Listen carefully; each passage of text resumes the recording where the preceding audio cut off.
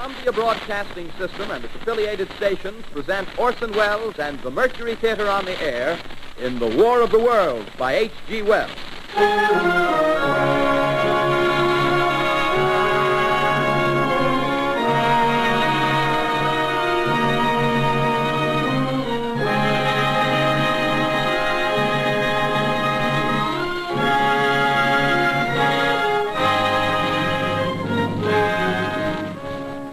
Ladies and gentlemen, the director of the Mercury Theatre and star of these broadcasts, Orson Welles.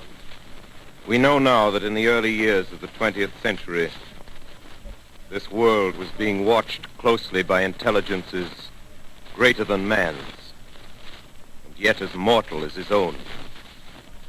We know now that as human beings busied themselves about their various concerns, they were scrutinized and studied, perhaps almost as narrowly as a man with a microscope might scrutinize the transient creatures that swarm and multiply in a drop of water. With infinite complacence, people went to and fro over the earth about their little affairs, serene in the assurance of their dominion over this small, spinning fragment of solar driftwood, which by chance or design, man has inherited out of the dark mystery of time and space.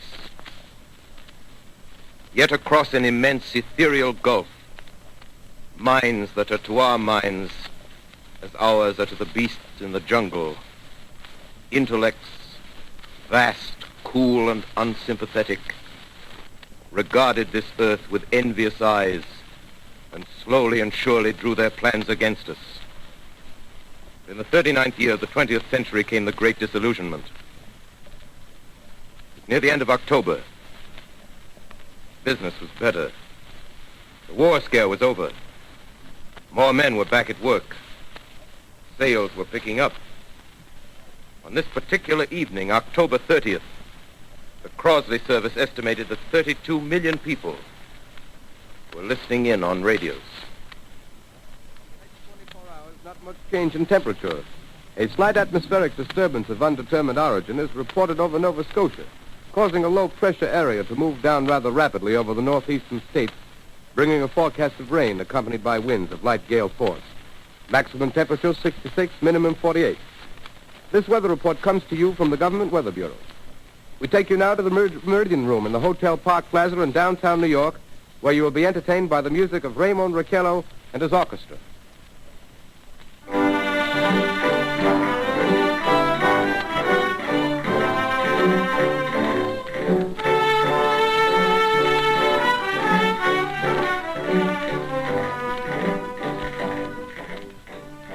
Good evening, ladies and gentlemen. From the Meridian Room in the Park Plaza Hotel in New York City, we bring you the music of Raymond Raquello and his orchestra. With a touch of the Spanish, Raymond Raquello leads off with La Comparsita.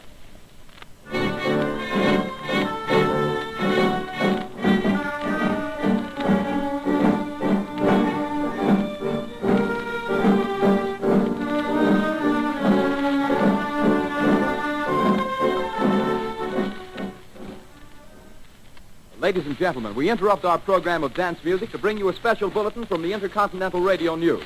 At 20 minutes before 8 Central Time, Professor Farrell of the Mount Jennings Observatory, Chicago, Illinois, reports observing several explosions of incandescent gas occurring at regular intervals on the planet Mars. The spectroscope indicates the gas to be hydrogen and moving toward the Earth with enormous velocity.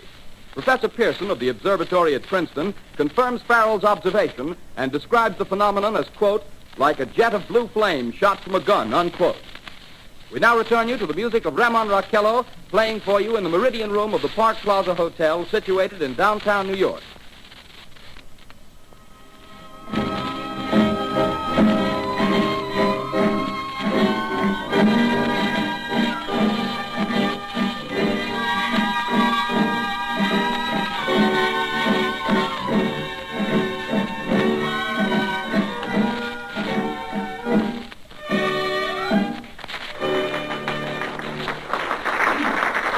And now a tune that never loses favor, the ever-popular Stardust, Raymond Raquello and his orchestra.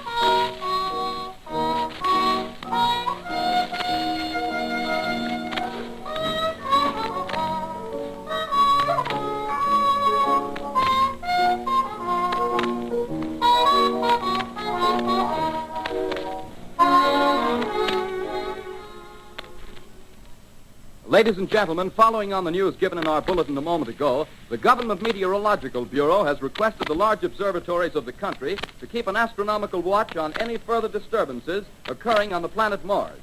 Due to the unusual nature of this occurrence, we have arranged an interview with the noted astronomer, Professor Pearson, who will give us his views on this event.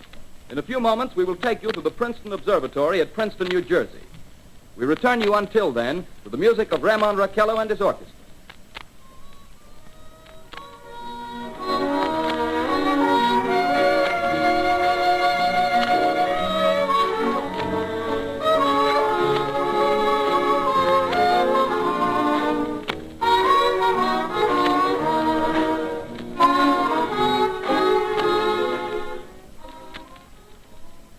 We are ready now to take you to the Princeton Observatory at Princeton, where Carl Phillips, our commentator, will interview Professor Richard Pearson, famous astronomer.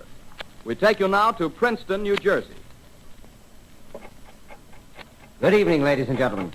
This is Carl Phillips speaking to you from the observatory at Princeton. I'm standing in a large semicircular room, pitch black except for an oblong split in the ceiling.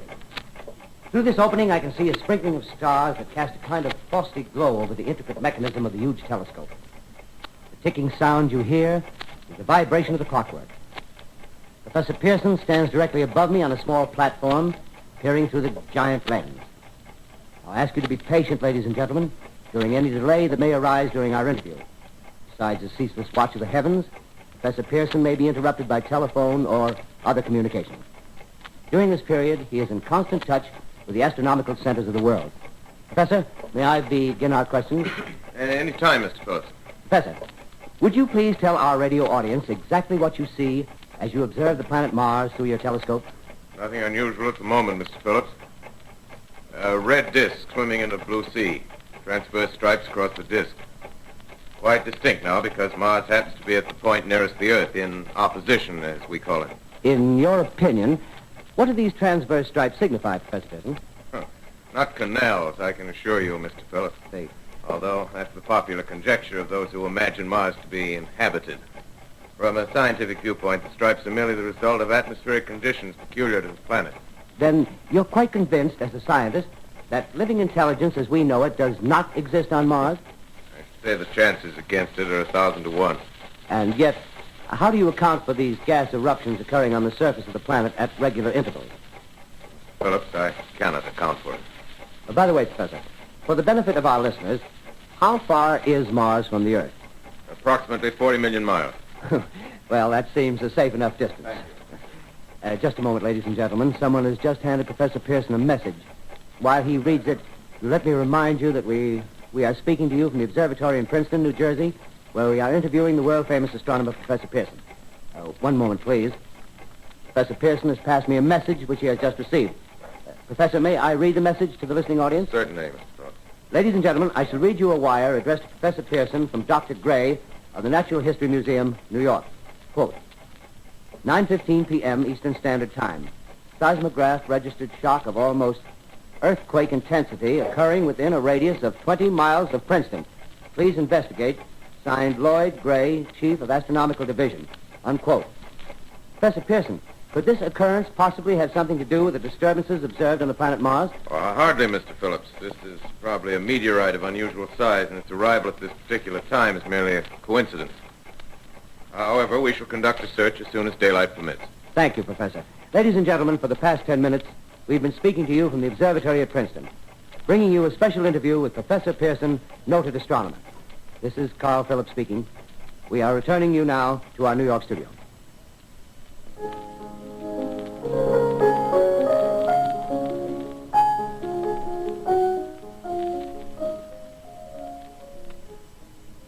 Ladies and gentlemen, here is the latest bulletin from the Intercontinental Radio News. Toronto, Canada. Professor Morse of Macmillan University reports observing a total of 3 explosions on the planet Mars between the hours of 7:45 p.m. and 9:20 p.m. Eastern Standard Time. This confirms earlier reports received from American observatories. Now, nearer home, comes a special bulletin from Trenton, New Jersey. It is reported that at 8:50 p.m., a huge flaming object, believed to be a meteorite, fell on a farm in the neighborhood of Grover's Mill, New Jersey, 22 miles from Trenton. The flash in the sky was visible within a radius of several hundred miles, and the noise of the impact was heard as far north as Elizabeth. we have dispatched a special mobile unit to the scene, and we'll have our commentator, Carl Phillips, give you a word picture of the scene as soon as he can reach there from Princeton. In the meantime, we take you to the Hotel Martinet in Brooklyn, where Bobby Millett and his orchestra are offering a program of dance music.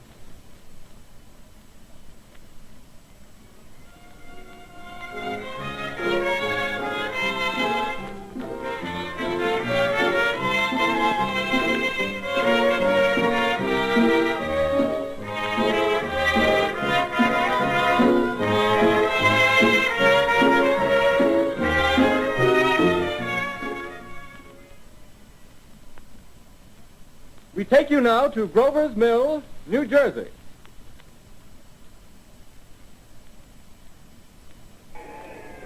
Ladies and gentlemen, this is Carl Phillips again, out at the Wilmot Farm, Grover's Mill, New Jersey. Professor Pearson and myself made the 11 miles from Princeton in 10 minutes. Well, I hardly know where to begin. To paint for you a word picture of a strange scene before my eyes, like something out of a modern Arabian Nights. Well, I just got here. I haven't had a chance to look around yet. I guess that's it. Yes, I guess that's the thing directly in front of me, half buried in a vast pit. Must have struck with terrific force. The ground is covered with splinters of a tree. It must have struck on its way down. But I can see the object itself doesn't look very much like a meteor, at least not the meteors I've seen. It looks more like a huge cylinder. Has a diameter of, what would you say, Professor Pearson? What's that? What would you say, what's the diameter of this? About 30 yards. About 30 yards. The metal on the sheath is, well, I've never seen anything like it. The color is sort of yellowish white. It's curious. Spectators now are pressing close to the object in spite of the efforts of the police to keep them back, getting in front of my line of vision. Would you mind standing one side, please, while the police are pushing the crowd back? Here's Mr. Wilmot, owner of the farm here. He may have some interesting facts to add. Mr. Wilmot, would you please tell the radio audience as much as you remember of this rather unusual visitor that dropped in your backyard? A step closer, please. Ladies and gentlemen, this is Mr. Wilmot. Well, I was listening to the radio. Closer and louder, please. Pardon me? Louder, please, closer. Yes. I was listening to the radio and kind of drowsing. That professor fellow was talking about Mars, so I was half dozing and half... Yes, Mr. Wilmot, and then what happened? Well, as I was saying, I was listening to the radio, kind of halfway. Yes, Mr. Wilmot, and then you saw something. Well, not first off. I heard something. And what did you hear? A hissing sound like this. Kind of like a 4th of July rocket. Yes, then what? I turned my head out the window and would have sworn I was to sleep and dreaming. Yes? I seen a kind of greenish streak and then zingo. Something smacked the ground, knocked me clear out of my chair. Well, were you frightened, Mr. Wilmot? Well, I ain't quite sure. I reckon I was kind of riled. Well, thank you, Mr. Wilmot. Thank you very much. Yeah, you want me to tell No, that's some quite more? all right. That's plenty. Ladies and gentlemen, you've just heard Mr. Wilmot, owner of the farm where this thing has fallen. I wish I could convey the atmosphere, the background of this fantastic scene. Hundreds of cars are parked in a field in back of us, and the police are trying to rope off the roadway leading into the farm, but it's no use. They're breaking right through. Cars' headlights throw an enormous spotlight on the pit where the object's half buried. Now, some of the more daring souls now are venturing near the edge. The silhouettes stand out against the metal sheen. One man wants to touch the thing. He's having an argument with the policeman. Now, the policeman wins. Now, ladies and gentlemen, there's something I haven't mentioned in all this excitement, but it's becoming more distinct. Perhaps you've caught it already on your radio. Listen, please. Do you hear it? It's a curious humming sound that seems to come from inside the object. I'll move the microphone nearer. Here. Now, we're not more than 25 feet away. Can you hear it now? Professor Pearson. Yes, Mr. Can you tell us the meaning of that scraping noise inside the thing? Possibly the unequal cooling of its surface. I say, do you still think it's a meteor, Professor? I don't know what to think. The metal casing is definitely extraterrestrial. Not found on this Earth. Friction with the Earth's atmosphere usually tears holes in a meteorite. This thing is smooth, and you can see its cylindrical Just a minute. shape. Something's happening. Ladies and gentlemen, this is terrific. This end of the thing is beginning to flake off. The top is beginning to rotate like a screw, and the thing must be hollow. He's moving! Keep back there! Keep back there! Keep those men back! Keep back there! Keep those idiots back! Well, He's off! The top's loose! Look out there! Stand back! Ladies and gentlemen, this is the most terrifying thing I've ever witnessed. Wait a minute. Someone crawling out or something. I can see peering out of that black hole two luminous discs. The eyes, it might be a face, might be almost... But heavens, something wriggling out of the shadow like a gray snake. Now it's another one, and another one, and another one. They look like tentacles to me. Oh, yeah, I can see the thing's body. Now it's large as a bear. It glistens like wet leather, but that face, ladies and gentlemen, it's indescribable. I can hardly force myself to keep looking at it. It's so awful. The eyes are black, and they gleam like a serpent. The mouth is kind of V-shaped with saliva dripping from its rimless lips. It seems to quiver and pulsate, and the monster, or whatever it is, can hardly move. It seems weighed down by possibly gravity or something. The thing's rising up now, and the crowd falls back. They've seen plenty. The most extraordinary experience, ladies and gentlemen. I can't find words. Well, I'll pull this microphone with me as I talk. I'll have to stop the description until I can take a new position. Hold on, will you, please? I'll be right back in a minute.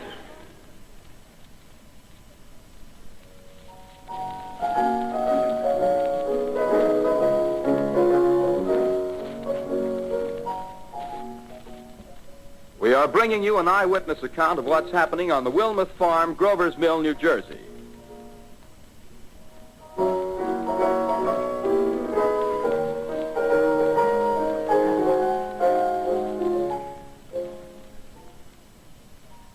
We now return you to Carl Phillips at Grover's Mill.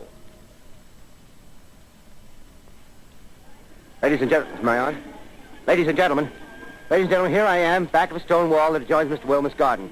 From here, I get a sweep of the whole scene.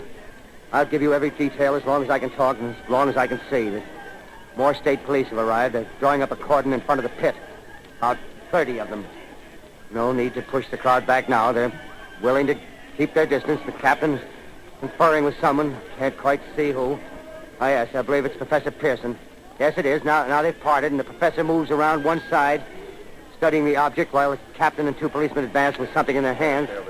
I can see it now. It's a white handkerchief tied to a pole. Flag of truce. If those creatures know what that means, what anything means. Wait a minute, something's happening. Humped shape is rising out of the pit. I can make out a small beam of light against a mirror. What's that? There's a jet of flame springing from the mirror, and it leaps right at the advancing men. It strikes them head on. Lord, they're turning into flames. Now the whole field's caught up by the woods, the barns, the gas tanks of the automobiles spreading everywhere. It's coming this way now, about 20 yards to my right.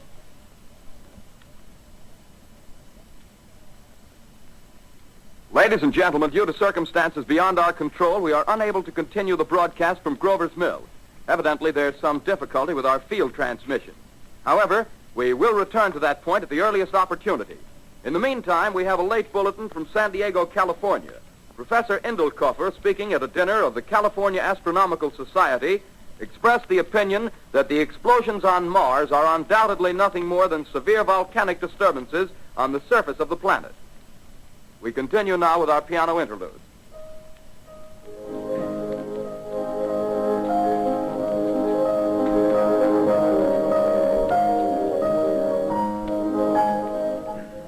Ladies and gentlemen, I've just been handed a message that came in from Grover's Mill by telephone. Just one moment, please. At least 40 people, including 6 state troopers, lie dead in a field east of the village of Grover's Mill, their bodies burned and distorted beyond all possible recognition. The next voice you hear will be that of Brigadier General Montgomery Smith, commander of the state militia at Trenton, New Jersey. I have been requested by the governor of New Jersey to place the counties of Mercer and Middlesex as far west as Princeton and east to Jamesburg under martial law. No one will be permitted to enter this area except by special pass issued by state or military authorities. 4 companies of state militia are proceeding from Trenton to Grover's Mill and will aid in the evacuation of homes within the range of military operations. Thank you. You have just been listening to General Montgomery Smith, commanding the state militia at Trenton. In the meantime, further details of the catastrophe at Grover's Mill are coming in. The strange creatures, after unleashing their deadly assault, crawled back in their pit and made no attempt to prevent the efforts of the firemen to to recover the bodies and extinguish the fire. The combined fire departments of Mercer County are fighting the flames which menace the entire countryside. We have been unable to establish any contact with our mobile unit at Grover's Mill, but we hope to be able to return you there at the earliest possible moment. In the meantime, we take you to... Just one moment, please. Ladies and gentlemen, I have just been informed that we have finally established communication with an eyewitness of the tragedy. Professor Pearson has been located at a farmhouse near Grover's Mill, where he has established an emergency observation post. As a scientist, he will give you his explanation of the calamity. The next voice you hear will be that of Professor Pearson, brought to you by direct wire. Professor Pearson.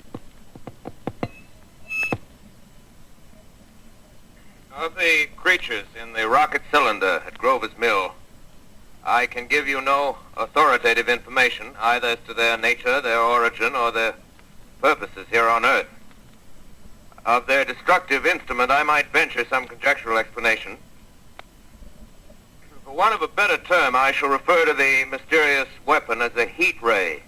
It's all too evident that these creatures have scientific knowledge far in advance of our own.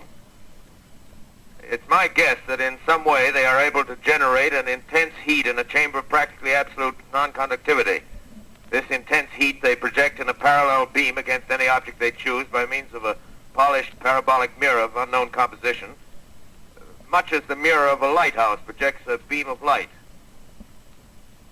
That is my conjecture of the origin of the heat ray. Thank you, Professor Pearson. Ladies and gentlemen, here is a bulletin from Trenton. It is a brief statement informing us that the charred body of Carl Phillips has been identified in a Trenton hospital. Now here's another bulletin from Washington, D.C. The Office of the Director of the National Red Cross reports 10 units of Red Cross emergency workers have been assigned to the headquarters of the state militia, stationed outside of Grover's Mill, New Jersey. Here's a bulletin from State Police, Princeton Junction. The fires at Grover's Mill and vicinity are now under control.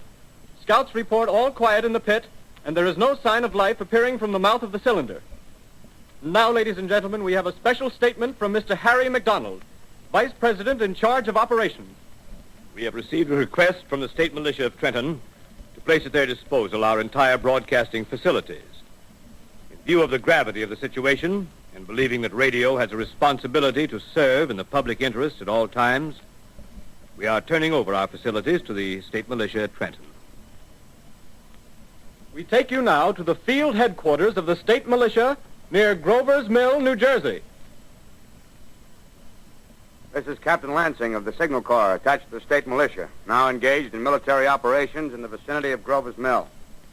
Situation arising from the reported presence of certain individuals of unidentified nature is now under complete control.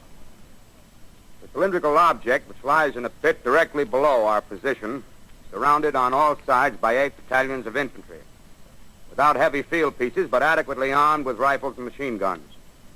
All cause for alarm, if such cause ever existed, is now entirely unjustified. Things, whatever they are, do not even venture to poke their heads above the pit. I can see their hiding place plainly in the glare of the searchlights here. With all their reported resources, these creatures can scarcely stand up against heavy machine gun fire. Anyway, it's an interesting outing for the troops. I can make out their khaki uniforms crossing back and forth in front of the lights. Looks almost like a real war.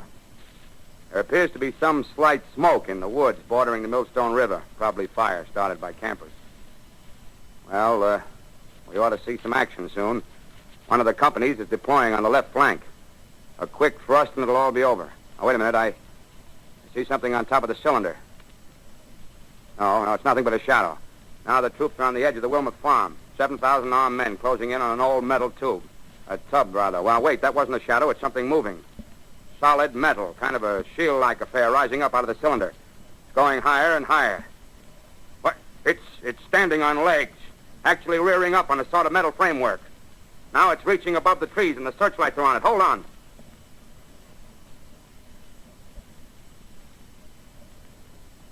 Ladies and gentlemen, I have a grave announcement to make. Incredible as it may seem, both the observations of science and the evidence of our eyes lead to the inescapable assumption that those strange beings who landed in the Jersey farmlands tonight are the vanguard of an invading army from the planet Mars. The battle which took place tonight at Grover Mills has ended in one of the most startling defeats ever suffered by an army in modern times. 7,000 men armed with rifles and machine guns pitted against a single fighting machine of the invaders from Mars. 120 known survivors.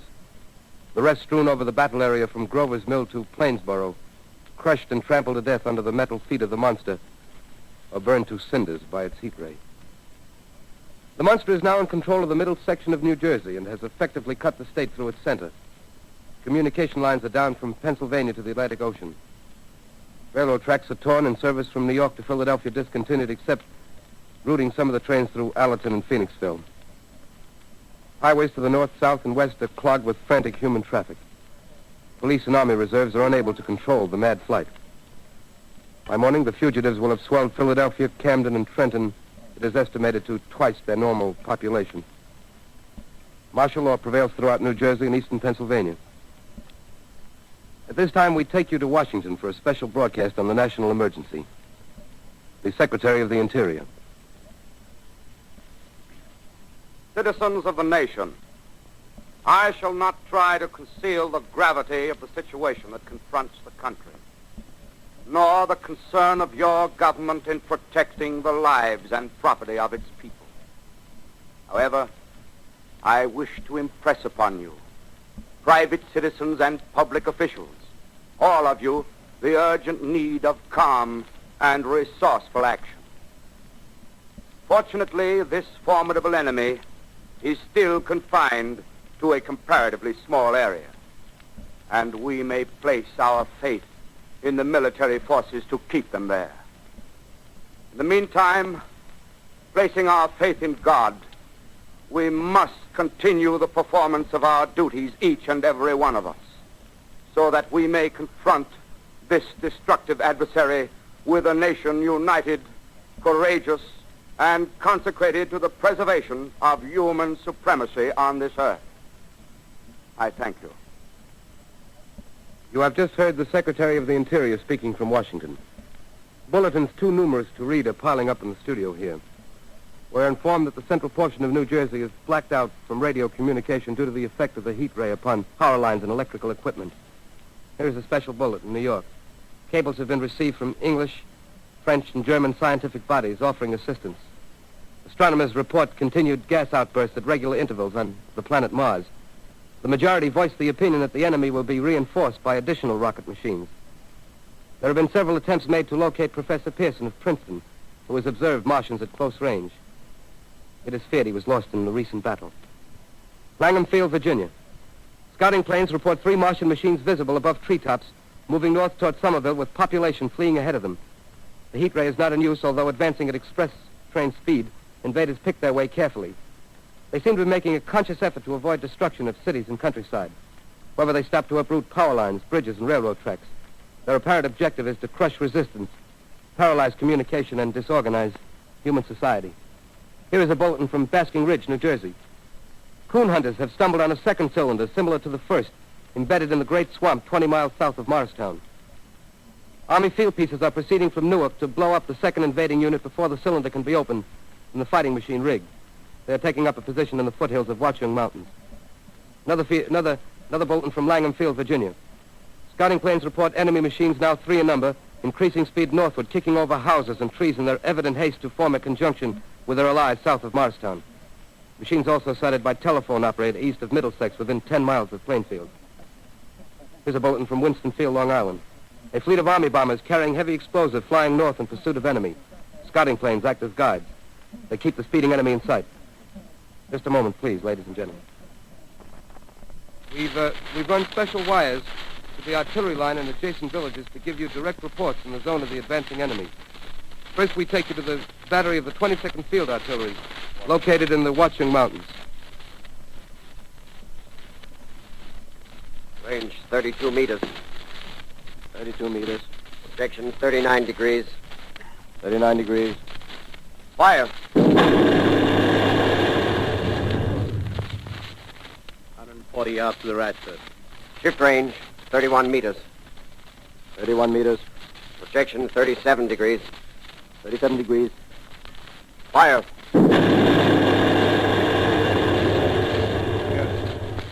Hit, sir. one of them. They've stopped.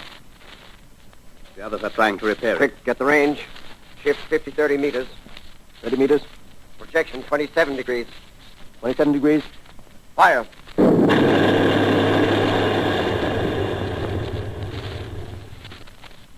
see the shell land, sir. Letting off a smoke. What is it? Black smoke, sir. Moving this way. Lying close to the ground. Moving fast. Put on gas masks. Get ready to fire. Shift to 24 meters. 24 meters. Projection 24 degrees. 24 degrees. Fire.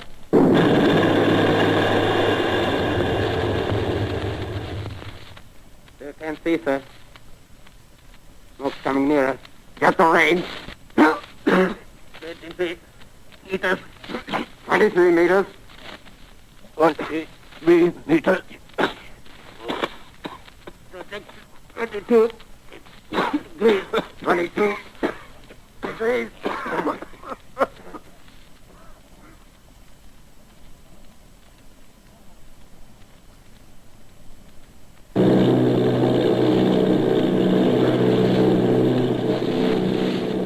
Army bombing plane B-843 off Bayonne, New Jersey. Lieutenant Vogt, commanding 8 bombers, reporting to Commander Fairfax, Langham Field.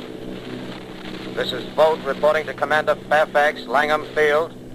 Enemy tripod machines now in sight. Reinforced by 3 machines from the Morristown cylinder. 6 altogether. 1 machine partially crippled.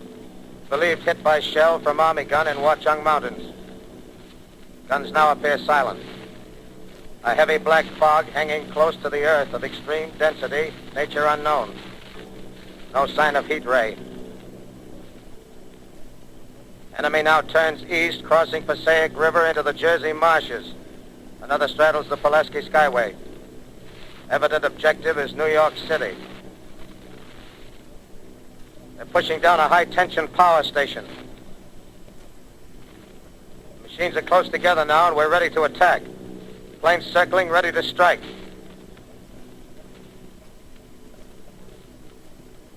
1,000 yards, and we'll be over the first.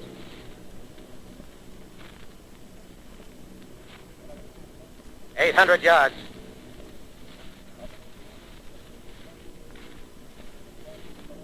600.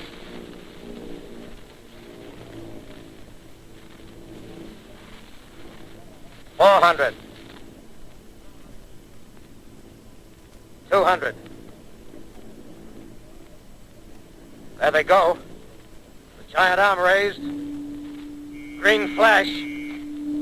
They're spraying us with flame. 2,000 feet. Engines are giving out. No chance to release bombs. Only one thing left. Drop on them, plane and all. We're diving on the first one. Now the engine's gone. 8.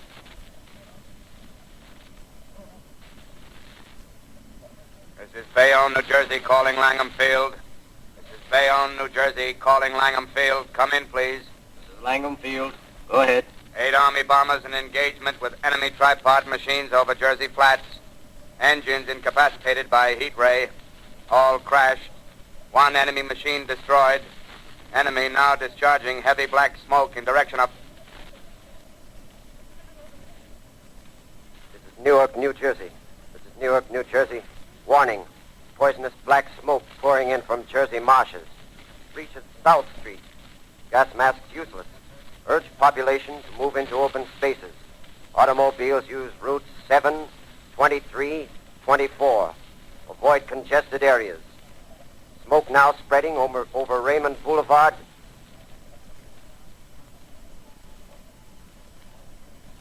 X2L calling CQ, 2X2L calling CQ, 2X2L calling 8X3R. Come in, please. This is 8X3R coming back at 2X2L. How's reception? How's reception? Okay, please. Where are you, 8X3R? What's the matter? Where are you?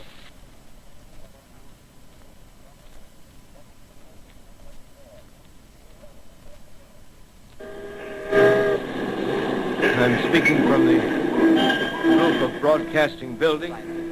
I'm speaking from the roof of Broadcasting Building, New York City. The bells you hear are ringing to warn the people to evacuate the city as Martians approach. Estimated in the last 2 hours, 3 million people have moved out along the roads to the north. Hutchison River Parkway is still kept open for motor traffic. Avoid bridges to Long Island, hopelessly jammed. All communication with Jersey Shore closed 10 minutes ago. No more defenses. Our army is wiped out.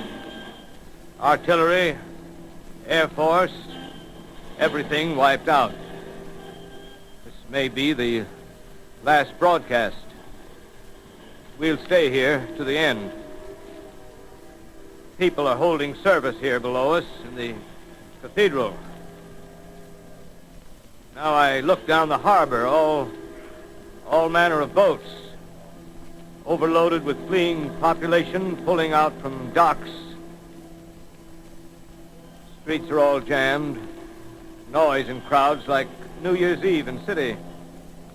Wait a minute, the enemy is now in sight above the Palisades. Five great machines. First one is crossing the river. I can see it from here, wading the Hudson like a man wading through a brook. A bulletin is handed me. Martian cylinders are falling all over the country. One outside of Buffalo, one in Chicago, St. Louis. Seem to be timed and spaced. Now the first machine reaches the shore. He stands watching, looking over the city. Steel cowlish head is even with the skyscrapers.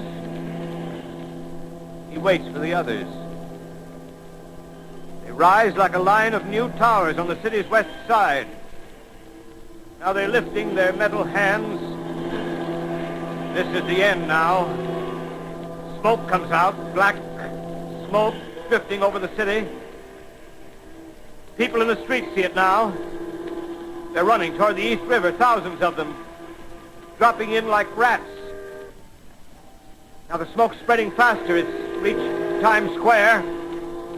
People are trying to run away from it, but it's no use. They're falling like flies.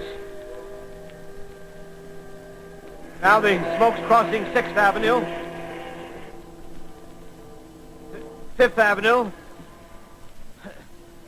100 yards away. It's 50 feet.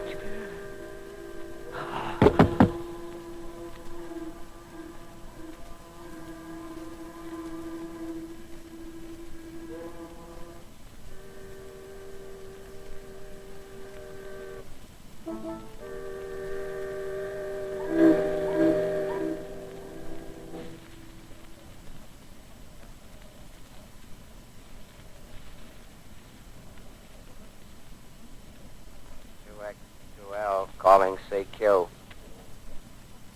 2X2L calling CQ. 2X2L calling CQ, New York. Isn't there anyone on the air? Isn't there anyone on the air? Isn't there anyone? 2X2L.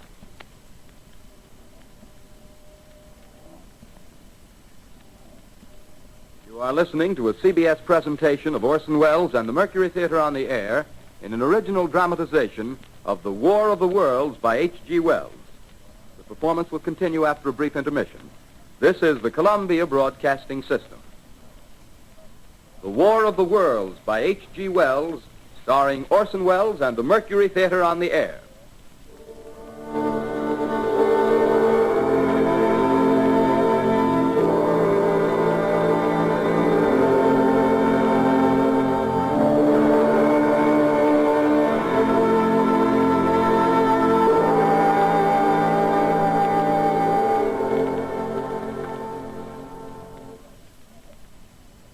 I set down these notes on paper, I'm obsessed by the thought that I may be the last living man on Earth.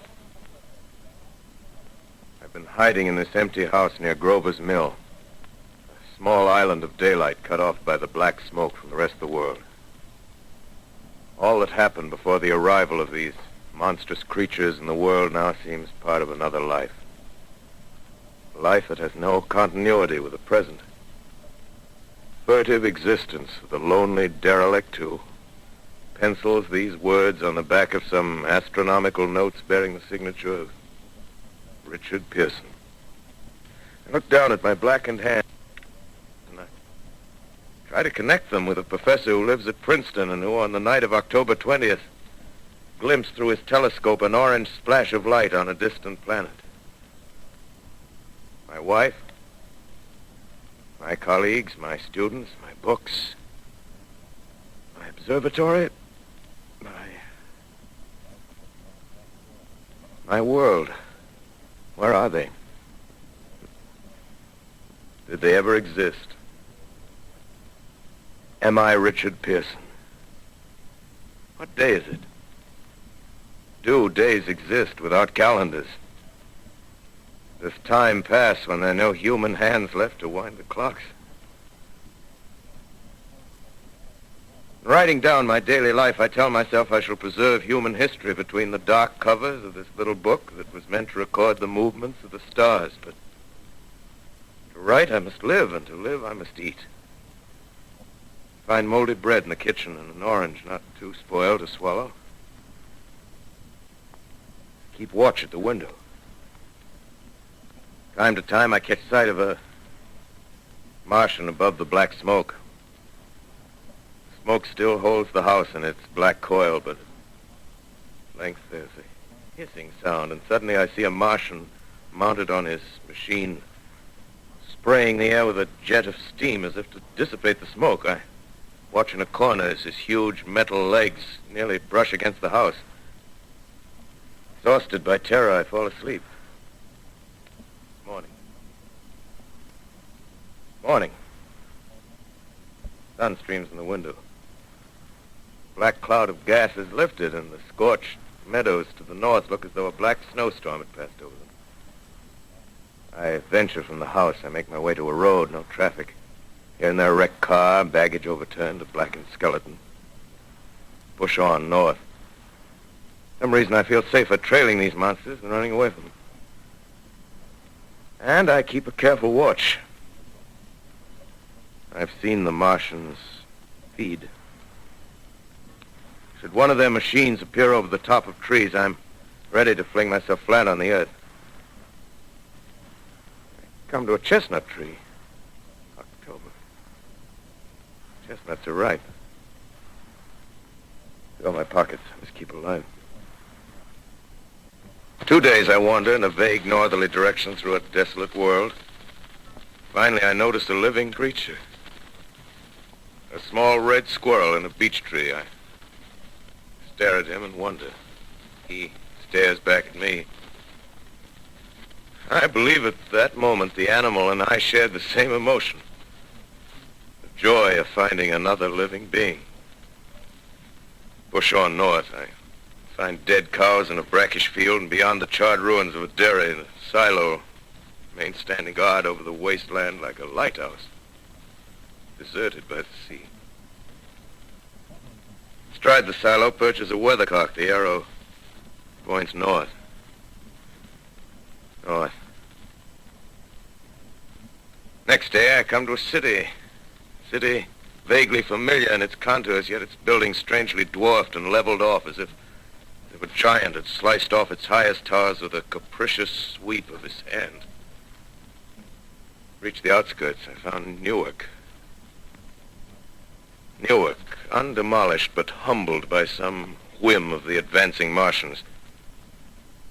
Presently, with an odd feeling of being watched, I caught sight of something crouching in a doorway. I made a step towards it. It rose up and became a man. A man armed with a large knife. Stop! Where do you come from? I come from many places. A long time ago from Princeton. Princeton, huh? That's near Grover's Mill. Yes. Grover's Mill. There's no food here. This is my country. All this end of town down the river. There's only food for one. Which way are you going? I don't know. I guess I'm looking for people. Hey, what was that? Did you hear something just then? No. Only a bird. A live bird. Yeah. You get to know that birds have shadows these days. Say, we're in the open here. Let's crawl in this doorway here and talk. Have you seen any Martians? No. They're going over to New York. Night, the sky's alive with their lights, just as if people were still living in it. By daylight, you can't see them. 5 days ago, a couple of them carried something big across the flats from the airport. I think they're learning how to fly. Fly? Yeah, fly. Then it's all over with humanity. Stranger, there's still you and I. 2 of us left. Yeah. They got themselves in solid. They wrecked the greatest country in the world. Those green stars, they're probably falling somewhere every night. They've only lost one machine. There isn't anything to do. We're done. We're licked. Where were you? You're in a uniform. Yeah, what's left of it. I was in the militia. National Guard. That's good. There wasn't any war. Any more than there's war between men and ants. Yes, but we're eatable ants. I found that out. What'll they do to us? I thought it all out. Right now, we're caught as we're wanted. A Martian only has to go a few miles to get a crowd on the run. But they won't keep on doing that. They'll begin catching us systematic, like keeping the best and storing us in cages and things. They haven't begun on us yet. Not begun? Not begun. All that's happened so far is because we don't have sense enough to keep quiet.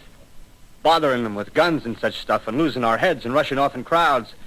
Now, instead of our rushing around blind, we got to fix ourselves up. Fix ourselves up according to the way things are now. Cities, nations, civilization, progress. Yes, but if that's so, what is there to live for? Well, there won't be any more concerts for 1,000,000 years or so and no nice little dinners at restaurants. If it's amusement you're after, I guess the game's up. What is there left? Life, that's what. I want to live. Yeah, and so do you. We're not going to be exterminated. And I don't mean to be caught either. Tamed and fattened and bred like an ox. What are you going to do? I'm going on. Right under their feet. I got a plan. We men as men, we're finished. We don't know enough. We got to learn plenty before we got a chance. We've got to live and keep free while we learn, see? I've thought it all out, see? Well, tell me the rest. Well, it isn't all of us that are made for wild beasts. That's what it got to. That's what it got to be. That's why I watched you. Watched you. All those little office workers that used to live in these houses. They be no good. They haven't any stuff in them. They used to run off to work. I've seen hundreds of them running to catch their commuter's train in the morning, afraid they'd get canned if they didn't. Running back at night, afraid they wouldn't be in time for dinner. Lives insured and a little invested in case of accidents. Yeah, and on Sundays, worried about the hereafter. Well, the Martians, they'll be a godsend for those guys. Nice roomy cages, good food, careful breeding, no worries. Yeah, after a week or so of chasing around the fields on empty stomachs, they'll come and be glad to be caught. You've thought it all out, haven't you? Sure, you bet I have. That isn't all. These Martians are going to make pets of some of them. Train them to do tricks. Who knows, get sentimental over the pet boy who grew up and had to be killed. Yeah, and some maybe, they'll train to hunt us. Oh, no, it's impossible. Human Yes, beings. they will. There's men who do it gladly. One of them ever comes after me, by... In the meantime, you and I and others like us, where are we to live when the Martians own the Earth? I got it all figured out. We'll live underground. I've been thinking about the sewers. Under New York, there are miles and miles of them. The main ones, they're big enough for anybody. And there's cellars, vaults, underground storerooms, railway tunnels, subways. You begin to see, huh? We'll get a bunch of strong men together. No weaklings. That rubbish, out. As you meant me to go. All right. Give you a chance, didn't I? Won't quarrel about that. Go on. Well, we got to make safe places for us to stay in, see? Get all the books we can. Science books. That's where men like you come in, see? We raid the museums. We'll even spy on the Martians. May not be so much we have to learn before... Listen. Just imagine this. 4 or 5 of their own fighting machines suddenly start off. Heat rays right and left. Not a Martian in them. Not a Martian in them, see? But men. Men who've learned the way how. May even be in our time. Gee. Imagine having one of them lovely things with its heat ray wide and free. We'd turn it on Martians. We'd turn it on men. We'd bring everybody down on their knees. That's your plan. Yeah. You, me, a few more of us. We'd own the world. I see. Hey. Hey, what's the matter? Where are you going? Not to your world. Bye, stranger. Well, after parting with the artilleryman, I came at last to the Holland Tunnel, entered that silent tube, anxious to know the fate of the great city on the other side of the Hudson. Cautiously, I came out of the tunnel and made my way up Canal Street. Reached 14th Street, and there again were black powder and several bodies and an evil, ominous smell from the gratings of the cellars of some of the houses. I wandered up through the 30s and 40s, stood alone on Times Square, caught sight of a lean dog running down 7th Avenue with a piece of dark brown meat in his jaws and a pack of starving mongrels at his heels. Made a wide circle around me as though he feared I might prove a fresh competitor. Walked up Broadway in the direction of that strange powder, past silent shop windows, displaying their mute wares to empty sidewalks. Past the Capitol Theatre, silent, dark. Past a shooting gallery where a row of empty guns faced an arrested line of wooden ducks. Near Columbus Circle, I noticed models of 1939 motor cars in the showrooms facing empty streets. Over the top of the General Motors building, I watched a flock of black birds circling in the sky. Hurried on. Suddenly, I caught sight of the hood of a Martian machine, standing somewhere in Central Park, gleaming in the late afternoon sun. An insane idea. I rushed recklessly across Columbus Circle and into the park. I climbed a small hill above the pond at 60th Street, and from there I could see, standing in a silent row along the mall, 19 of those great metal Titans, their cowls empty, their steel arms hanging listlessly by their sides. I looked in vain for the monsters that inhabit those machines. Suddenly, my eyes were attracted to the immense flock of black birds that hovered directly below me. They circled to the ground. And there before my eyes, stark and silent, lay the Martians with the hungry birds pecking and tearing brown shreds of flesh from their dead bodies. Later, when their bodies were examined in laboratories, it was found that they were killed by the putrefactive and disease bacteria against which their systems were unprepared. Slain, after all, man's defenses had failed by the humblest thing that God, His wisdom, has put upon this earth. Before the cylinder fell, there was a general persuasion that through all the deep of space, no life existed beyond the petty surface of our minute sphere. Now we see further. Dim and wonderful is the vision I've conjured up in my mind of life spreading slowly from this little seedbed of the solar system throughout the inanimate vastnesses of sidereal space. But a remote dream, maybe that the destruction of the Martians is only a reprieve to them and not to us. The future ordained, perhaps. Strange it now seems to sit in my peaceful study, Princeton, writing down this last chapter of the record, begun at a deserted farm in Grover's Mill. Strange to watch children playing in the streets. Strange to see young people strolling on the green where the new spring grass heals the last black scars of a bruised earth. Strange to watch the sightseers enter the museum where the disassembled parts of a Martian machine are kept on public view. Strange when I recall the time when I first saw it. Bright and clean-cut, hard and silent under the dawn of that last great day.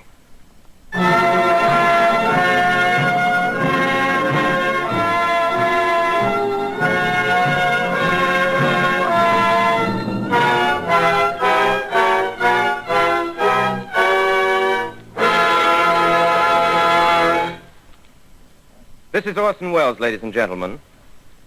Out of character, to assure you that the War of the Worlds has no further significance than as the holiday offering it was intended to be. The Mercury Theatre's own radio version of dressing up in a sheet and jumping out of a bush and saying boo. Starting now, we couldn't soap all your windows and steal all your garden gates. By tomorrow night, so we did the best next thing. We annihilated the world before your very ears and utterly destroyed the CBS. You will be relieved, I hope, to learn that we didn't mean it, and that both institutions are still open for business. So goodbye, everybody, and remember, please, for the next day or so, the terrible lesson you learned tonight. That grinning, glowing, globular invader of your living room is an inhabitant of the pumpkin patch, and if your doorbell rings and nobody's there, that was no Martian, it's Halloween.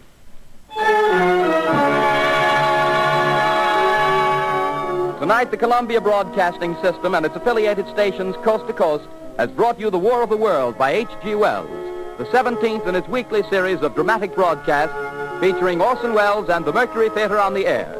Next week, we present a dramatization of 3 famous short stories. This is the Columbia Broadcasting System.